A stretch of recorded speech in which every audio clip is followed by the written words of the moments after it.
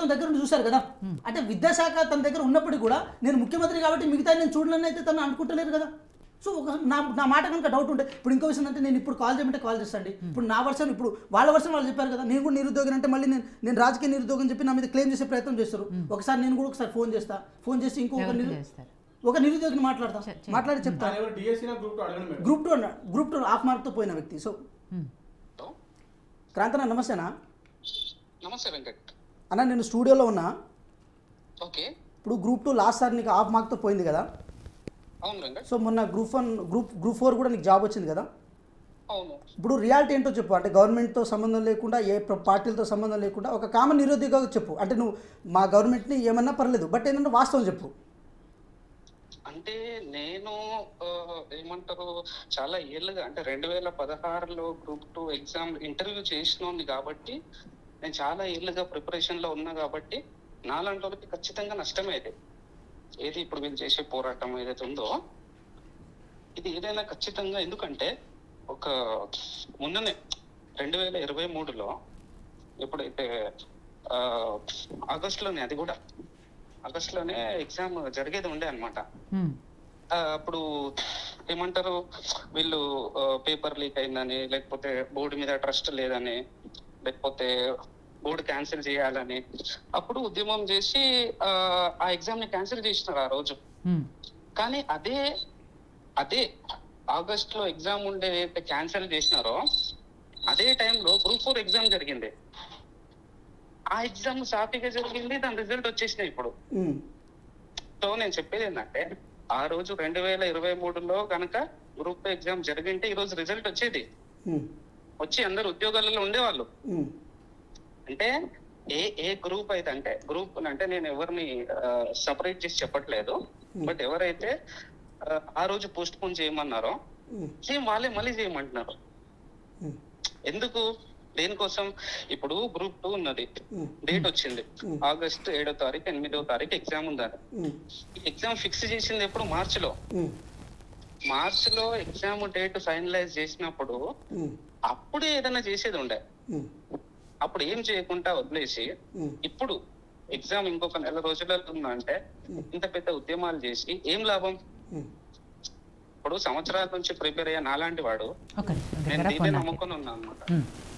నేను నమ్ముకొని ఉన్నాను. లాస్ట్ టైం నేను ఇంటర్వ్యూ కూడా చేసినాను. నేను ఇప్పుడు కాన్ఫిడెంట్ తో ఉన్నాను, అదే ఎగ్జామ్ పెడితే రాయాలని. గవర్నమెంట్ ఎప్పుడు ఎగ్జామ్ డేట్ ఇస్తుందో దాని ప్రకారమే నేను ప్రిపేర్ అవుతున్నాను. క్రాంతి గారు, నా పేరు విజిత అండి, స్టూడియోలో నుంచి మాట్లాడుతున్నాము. సరే, ఇప్పుడు నిరుద్యోగులు ఏదైతే సమస్యల మీద పోరాడుతున్నారో, మీరు ఆల్రెడీ గ్రూప్స్కి సంబంధించి ప్రిపేర్ అయినారు, హాఫ్ మార్కులో మిస్ అయ్యారు అనేది ఇందాక వెంకట్ గారు చెప్పిన విషయం. కాబట్టి ఆ సిలబస్ ఎంత ఉంటుంది, ఎంత ప్రిపేర్ అవ్వాలి, ఒకదానికి ఎంత గ్యాప్ ఉండాలి, ఎంత కష్టపడి చదవాలి అనేది మీకు బాగా తెలుసు. కాబట్టి ఇప్పుడు నిరుద్యోగులు అడుగుతున్న విషయం ఏంటి? ప్రధానంగా గ్రూప్స్కి సంబంధించిన ఎగ్జామ్స్ కంటిన్యూగా ఉంటున్నాయి, ప్రిపేర్ అవ్వడానికి టైం లేదు అనేది కదా వాళ్ళు అడుగుతున్న విషయం. సో దాన్ని మార్చడానికి ప్రభుత్వానికి వచ్చిన ప్రాబ్లం ఏంటి అనేది. మేడం, మీరు అంటున్నారు కంటిన్యూగా ఉందని. ఇలా చూసుకుంటే ఒక ఫైనాన్స్ అంటే ఒక ఇయర్ మొత్తం మేడం ఏదో ఒక ఎగ్జామ్ ఉంటుంది. ఒకవేళ మనం ఇదే నిజం అనుకుంటే, కంటిన్యూగా ఉన్నాయి అనుకుంటే ఏదో ఒక ఎగ్జామ్ ఉంటేనే ఉంటుంది అనమాట. ఇప్పుడు ఏదైతే గ్రూప్ 2కి గ్రూప్ 1 ప్రిపేర్ అయ్యే వాళ్ళు ఉన్నారు మేడం, వాళ్ళు యూపీఎస్సీ కూడా ప్రిపేర్ అవుతారు, ఎస్ఎస్సి ప్రిపేర్ అవుతారు, బ్యాంకింగ్ ఉంటుంది, పోలీస్ ఉంటుంది, రైల్వేస్ ఉంటుంది, పీజీ ఎంట్రన్స్ ఎగ్జామ్స్ ఉంటాయి. సో ఏదో ఒకటి ఖచ్చితంగా మనకు ఓవర్లాప్ అవుతుంది. ఒకటి వచ్చింది, ముందు వచ్చింది, వెనక వచ్చింది అనుకుంటా ఇలా పోతే మనం చెప్తున్నాం కదా మేడం, మీరు ఇంకా ఒక 10 ఏళ్ళు ఇచ్చినా కానీ జరగదు ఎగ్జామ్.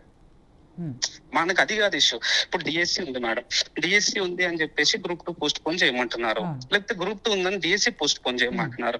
ఇలా ఇప్పుడు పోస్ట్ పోన్ చేసి రేపు పొద్దున మళ్ళీ ఎగ్జామ్ పెడితే ఆ రోజు ఏదో రైల్వే ఎగ్జామ్ ఉంటుంది, ఆ రోజు ఏదో యూపీఎస్సీ ఎగ్జామ్ ఉంటుంది, పోలీస్ ఎగ్జామ్ ఉంటుంది, బ్యాంకింగ్ ఎగ్జామ్ ఉంటుంది, ఏదో పీజీ ఎంట్రన్స్ ఎగ్జామ్ ఉంటుంది.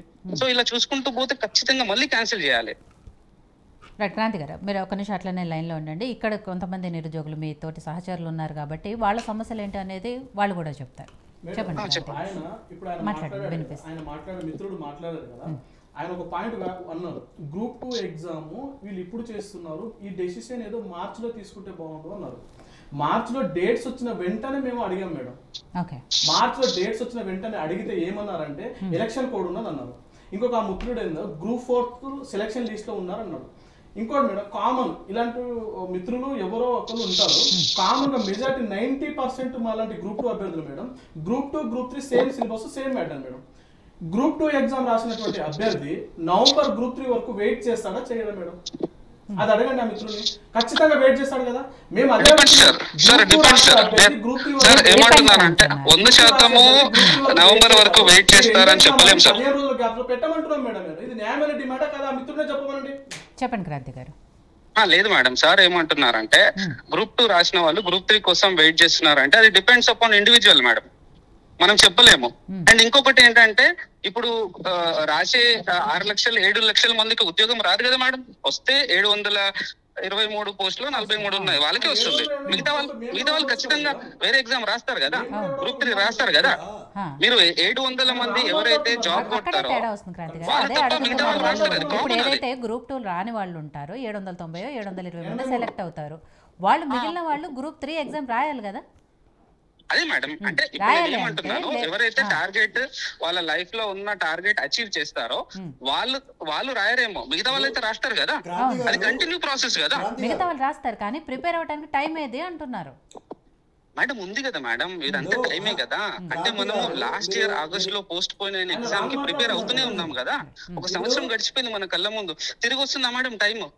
ఎవరన్నా ఎన్ని డబ్బులు ఇచ్చైనా తిరిగి తీసుకురాగలుగుతారా టైం ని? కరెక్టే. ఇప్పుడు గత ప్రభుత్వం సమయం ఇవ్వలేదు అని చెప్పేసి ఇప్పుడు ఈ ప్రభుత్వాన్ని తెచ్చుకున్న నిరుద్యోగులు ఇప్పుడు మీరు అంటున్నారు కదా క్రాంతి గారు, గ్రూప్ 4 కి మీరు సెలెక్ట్ అయ్యారు, మీరు గ్రూప్ 2 ఎగ్జామ్ రాస్తారా రాయరా?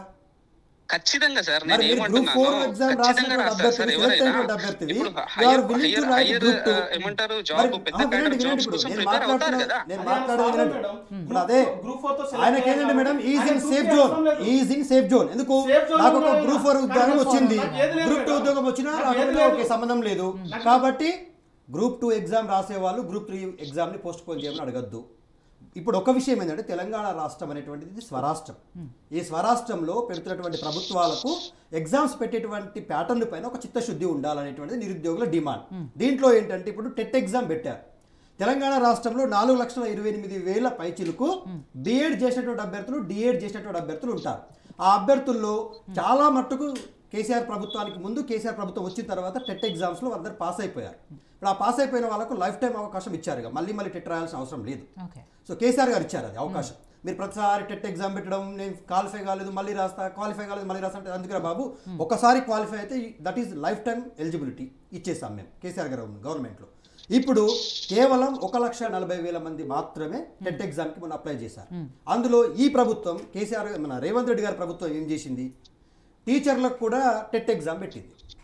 ఇప్పుడు టీచర్లో 2 రకాల టీచర్స్ ఉంటారు. ఎడ్జిటి టీచర్ ఉంటాడు, స్కూల్ అసిస్టెంట్ టీచర్ ఉంటారు. ఇప్పుడు ఎడ్జిటి టీచర్ టెట్ క్వాలిఫై అయితే వాడికి స్కూల్ అసిస్టెంట్ రాసుకోవాలని విల్లింగ్ ఉంటుంది. ఇప్పుడు ఇక్కడ ఏంటంటే స్కూల్ అసిస్టెంట్ రాసే వాళ్లకు సమయం కావాలి. ఇప్పుడు రీసెంట్గా క్వాలిఫై అయ్యారు కదా టెట్, వాడు రిజల్ట్ ఇచ్చి కేవలం 15-20 రోజులే అవుతుంది. సో ఈ 20 డేస్లో డిఎస్సి సిలబస్ మొత్తం ఎట్లా చదువుతాడు? మొన్నటి వరకు టెట్టే చదివాడు కదా. ఇప్పుడు డిఎస్సికి మళ్ళీ సపరేట్ సిలబస్ ఉంటుంది, వేరే సిలబస్. సో ఇది ఒకటి. రెండోది, ఇదే 4,28,000 బిఎడ్ చేసిన అభ్యర్థులు గ్రూప్ 2 ఎగ్జామ్ కూడా రాస్తారు. రాయాలన్నా వద్దా? ఆ అభ్యర్థి ఏ విధంగా అయితే గ్రూప్ 4 ఎగ్జామ్ రాసి మళ్ళీ గ్రూప్ 2 డెఫినెట్గా రాస్తా అంటా ఉన్నాడు, ఈ బిఎడ్ చేసినటువంటి అభ్యర్థి కూడా, ఈ టెట్ క్వాలిఫై అయిన అభ్యర్థి కూడా నేను గ్రూప్ 2 రాయాలని ఆశ ఉంటుందా ఉండదా? నిరుద్యోగి ఒక ఉద్యోగానికి రెస్ట్రిక్ట్ అవ్వడు కదా. అన్ని ఉద్యోగాలలో నా అవకాశాన్ని, నా ప్రావీణ్యాన్ని, నా ప్రదర్శనని నిరూపించుకోవాలి. ఏ దాంట్లో నేను మెరిట్ అంటే వస్తుంది. సో ఇంకోటి ఏంటంటే ఇవాళ తను నిరుద్యోగుల కోసం మాట్లాడాలని నిజంగా నిరుద్యోగుల మీద చిత్తశుద్ధి ఉంటే, తాను ఉద్యోగం వచ్చింది సేఫ్ జోన్లో ఉన్నాడు కాబట్టి ఇవాళ నిరుద్యోగులు చేస్తుంది తప్పు అంటూ ఉన్నారు. మేమేమంటా ఉన్నాం, ఈ ప్రభుత్వము ఒక ప్లానుడ్ ప్రభుత్వం కాకపోవడం వల్ల, వీళ్ళు చెప్పినటువంటి జాబ్ క్యాలెండర్ మీద వీళ్ళకి ఒక సీరియస్నెస్ లేకపోవడం వల్ల నిరుద్యోగులు ఇవాళ ఆందోళనలో ఉన్నారు. ఏ రకమైన ఆందోళన ఇది? ఉద్యోగం అనేటువంటిది జీవన మరణ సమస్య అండి. వస్తుందా రాదా? అది రాకపోవచ్చు, రావచ్చు. ఈయన అన్నాడు ఇప్పుడు క్రాంతి గారు మాట్లాడని లైన్ కట్ చేసిన తర్వాత మనం కంటిన్యూ చేద్దాము. క్రాంతి గారు మీరన్న ఒక విషయం ఒక పాయింట్ నేను ఒప్పుకుంటాను, కరెక్టే. పోస్ట్ ఎప్పుడు కూడా ప్రతిసారి ఎగ్జామ్స్ జరుగుతున్న కొద్దీ ఏదో ఒక ఎగ్జామ్స్ రన్ అవుతూనే ఉంటాయి. మీరు అన్నట్టుగా రైల్వేస్ అని అవన్నీ ఇవన్నీ యూపీఎస్సీ అన్నింటికి సంబంధించిన ఎగ్జామ్స్ రన్ అవుతూనే ఉంటాయి కాబట్టి ఎప్పటికప్పుడు ఇది లాంగ్ ప్రాసెస్ అంటున్నారు. ఆ విషయం నేను కూడా ఒప్పుకుంటాను. కానీ ఒకేసారి ఇన్ని చదవాలంటే ప్రెషర్ అవుతుంది. కొన్ని కామెంట్స్ చూస్తున్నా డిబేట్ జరుగుతుంటే చాలామంది ప్రెషర్ అవుతుంది, మాకు సూసైడ్ చేసుకోవాలనిపిస్తుంది, టైం ఇవ్వండి ప్లీజ్ అని చెప్పేసి అడుగుతున్నారు. కరెక్టే మేడం నేను చెప్తున్నాను. ఇంత ముందు సార్ మాట్లాడి నేను పూర్తిగా విన్నాను మేడం, అండ్ మీరు చెప్పింది కూడా అర్థమైంది నాకు madam. Same situation last August 2023 ఉండే మేడం. సేమ్ సిచ్యువేషన్ మీరు ఏమైతే వర్డ్స్ ఇప్పుడు యూజ్ చేశారో సేమ్ అలాంటి సిచ్యువేషన్ ఉండే అప్పుడు కూడా. సో నేను ఏమంటున్నాను, ఇంతకుముందు సార్ చెప్పారు ఒక ఎగ్జామ్ రాసిన వాళ్ళకి ఇంకొక ఎగ్జామ్ రాసే అనే ఆశ ఉంటుంది. ఇప్పుడు నేను ఏదో క్వాలిఫై అయ్యాను ఏదో ఎగ్జామ్ కి, నేను సేఫ్ జోన్ లో ఉన్నాను, నాకు వేరే మరి మిగతా వాళ్ళు డిఎస్సి వాళ్ళు కూడా రాయాలి కదా, వాళ్ళు కూడా ఉంటుందని సార్ అన్నారు. సో ఇలా చూసుకుంటూ పోతే మేడం నేను చెప్తున్నాను, టెట్ ఎవ్రీ ఇయర్ ఒక బంచ్ ఆఫ్ ఒక 2 lakhs to 3 lakhs కొత్త గ్రాడ్యుయేట్స్ వస్తారు, వాళ్ళు ప్రిపేర్ అవుతుంటారు. సో ఎప్పటికీ మనం ఒక సమన్యాయం ఎప్పుడు చేసేది? సార్ దగ్గర ఏమైనా ప్లాన్ ఉంది? ఇప్పుడు సార్ చెప్పారు, సార్ దగ్గర ఏమైనా ప్లాన్ ఉంది? ప్రతి నిరుద్యోగికి న్యాయం చేసే ప్లాన్ ఉందా? అంత ఇంటెలెక్చువల్స్ లేకపోతే అంత అఫీషియల్స్ ఉండి వాళ్ళు చేయలేకపోతున్నారు. మరి మేబీ సార్ దగ్గర ఏమన్నా ఉందా ప్లాన్? అదే చెప్తున్నాను బ్రదర్, వినండి క్రాంతి గారు. తెలంగాణ రాష్ట్ర ప్రభుత్వము జాబ్ క్యాలెండర్ ప్రకటిస్తాము, యూపీఎస్సీతో సమానమైనది అన్నారు. ఇవాళ యూపీఎస్సీలో ఒక ప్రిపరేషన్ ఆఫ్ ప్లాన్ అయి ఉన్నటువంటి వ్యక్తి, సివిల్ సర్వీసెస్ రాయాలనుకుంటున్నటువంటి వ్యక్తి, ఏ రోజు ప్రిలిమ్స్ ఎగ్జామ్ ఉంటుంది యూపీఎస్సీది ఎవ్రీ ఇయర్ అండి, అది డేట్ చేంజ్ కాదు. ఏ రోజు మెయిన్స్ ఎగ్జామ్ ఉంటుంది, ఏ రోజు ఇంటర్వ్యూస్ ఉంటాయి, ఏ రోజు ఫలితాలు ఇస్తారు. ఒక fixed date of calendar year continue అవుతుంది ఎవ్రీ ఇయర్. అది 100 పోస్టులున్నా 0 పోస్టులున్నా దాన్ని బట్టి ఇప్పుడు అభ్యర్థులకు ఏముంటుంది, ఒక వెసులుబాటు ఉంటుంది. ఎస్ నేను యూపీఎస్సీ సివిల్స్ ప్రిపేర్ అవుతున్నాను, సో నా ప్లాన్ ఆఫ్ యాక్షన్, నా టైం టేబుల్ ఇది. జనవరిలో నోటిఫికేషన్ వస్తుంది ఫర్ ఎగ్జాంపుల్. సో నేను మార్చి వరకు 3 నెలలు మెయిన్స్ ప్రిపేర్ అవ్వాలి. సో మెయిన్స్ మార్చిలో అయిపోతే మళ్ళీ నాకు ప్రిలిమ్స్ ఉంటుంది, ప్రిలిమ్స్ అయిపోతే మెయిన్స్ ఉంటుంది. సో మెయిన్స్కి నేను ఇట్లా లాంగ్ టైం. ఇప్పుడు వీళ్ళు చెప్పింది కూడా అదే కదా. కాంగ్రెస్ పార్టీ అధికారంలోకి వచ్చినప్పుడు జాబ్ క్యాలెండర్ పేరు మీదనే అధికారంలోకి వచ్చారు. ఇవాళ మీరు జాబ్ క్యాలెండర్ ప్రకటిస్తే మాకు ఆందోళనే ఉండదు కదా. మీరు మీలో తప్పు పెట్టుకొని మీకు క్లారిటీ లేకపోవడం వల్ల ఇప్పుడు నిరుద్యోగ 1 week 10 days గ్రూప్ 1 డేట్స్ ఇచ్చినప్పుడే జాబ్ క్యాలెండర్ ప్రకటించాలి. అప్పుడు ప్రకటించప్పుడు ఏమన్నారు మేడం, వీడు జాబ్ క్యాలెండర్ ఫిబ్రవరిలో గ్రూప్ 1 మేలో గ్రూప్ 2 అన్నారు. మరి ఫిబ్రవరిలో గ్రూప్ 2 గ్రూప్ 1 డేట్స్ ఇచ్చినప్పుడు మేలో ఎందుకు వేయలేదు మేడం మీరు? జాబ్ క్యాలెండర్ మేము ఇప్పుడు ఫోర్స్ చేసినప్పుడు జాబ్ క్యాలెండర్ మీకు గుర్తొచ్చింది. గ్రూప్ 2 లో పోస్టులు పెంచి ఎగ్జామ్ డేట్ చేంజ్ చేయమన్నప్పుడు మీరు జాబ్ క్యాలెండర్ ముందర పెడుతున్నారు.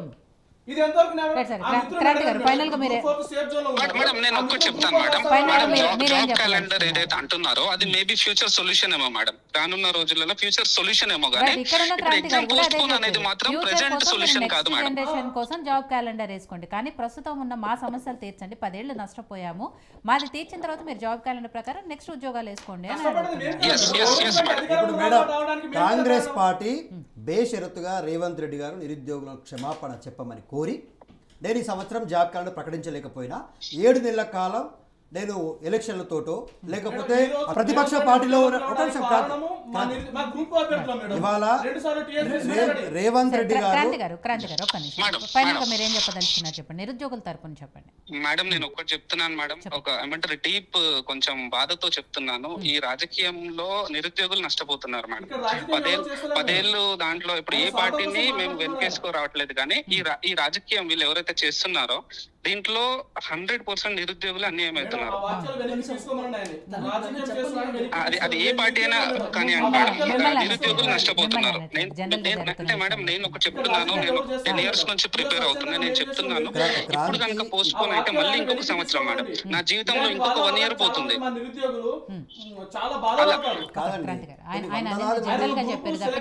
మీరు రాజకీయం చేస్తున్నారు అని చెప్పలేదు, దీన్ని రాజకీయంగా వాడుకుంటున్నారు. ఇప్పుడు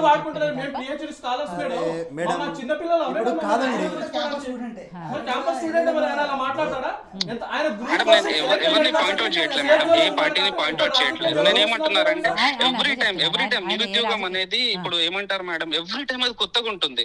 ప్రతి వాళ్ళకి ఒక కొత్త లీడర్ వస్తున్నాడు. మీరు చూడండి, ఎవ్రీ 6 months కి ఒక కొత్త నిరుద్యోగుల నుంచి ఒక కొత్త లీడర్ పుట్టుకొస్తున్నాడు. ఎందుకంటే అంత ఆపర్చునిటీ ఇస్తుంది అనమాట ఈ నిరుద్యోగము.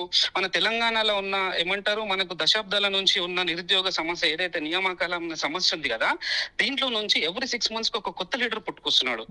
ఈ లీడర్స్ వీళ్ళు హైలైట్ అవుతున్నారు తప్ప సమస్య తీరట్లేదు. లీడర్లు పుట్టుకొస్తున్నారు కదా అని చెప్పేసి సమస్యను వదిలేయమంటారా? లేదు సార్, వదిలేయకండి సార్. నేను ఏమంటున్నాను, మీ దగ్గర ఒక మంచి సొల్యూషన్ ఉంటే why don't you give it to TSPSC sir? మీరు ఇవ్వచ్చు కదా. మీ దగ్గర ఒక బెటర్ ప్లాన్ ఉంటే మీరు వెళ్ళి ఇంప్లిమెంట్ చేయొచ్చు కదా. మీరు స్వతహాగా వెళ్ళండి. మీకు